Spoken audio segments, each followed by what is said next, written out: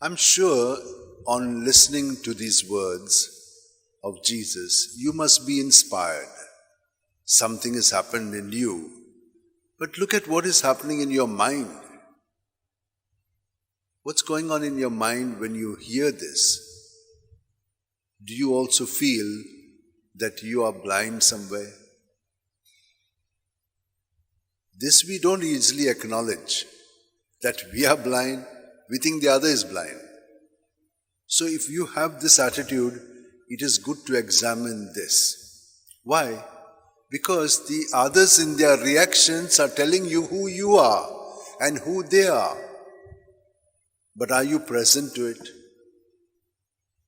If you are present to Jesus, then you will be present to them, you'll be present to yourself. You will see what's going on in you. What kind of thoughts are controlling me? What kind of feelings do I have? And how are they affecting the other? How are the other people's thoughts and feelings affecting me? What is my way of relating to others? Are they dominant in my relationship, or am I dominant? What kind of a life am I living? This is what the light of Christ will do to us. When we are centered on Jesus, then we can see everything. Why?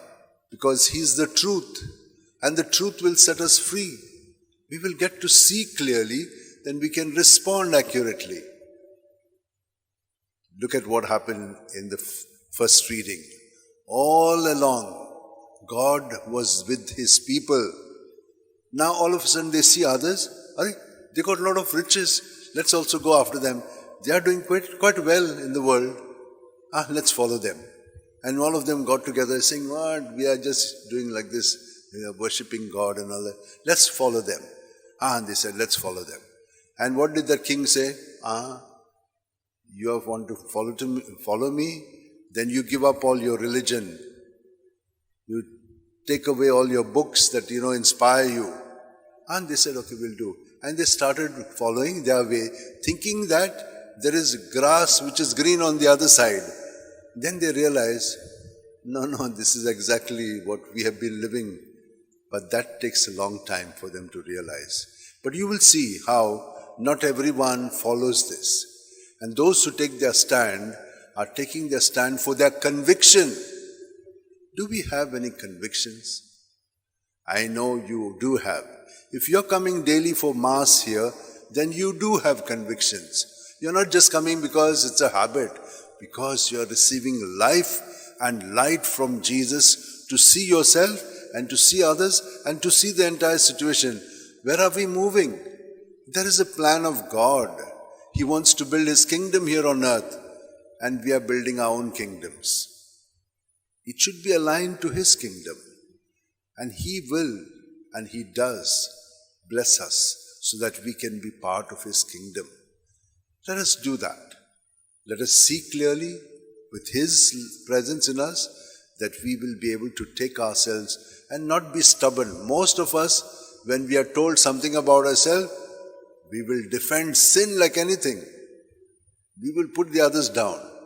But if you really are a person who is following the light, you will say, maybe I have some attitude of this kind.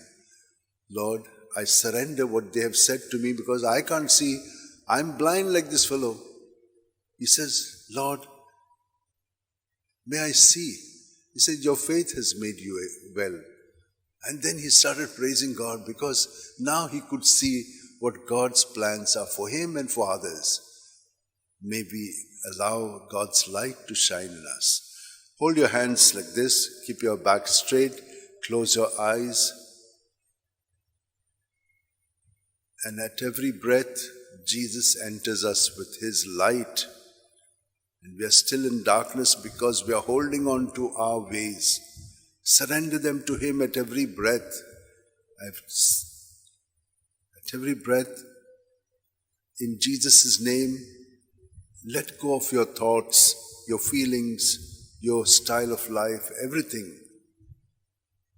And the next breath, what is actually of Jesus in us, our unique self in Him, that like the potter, he will remold us and make us truly conform to that aspect of Jesus that we, each one of us, has to be.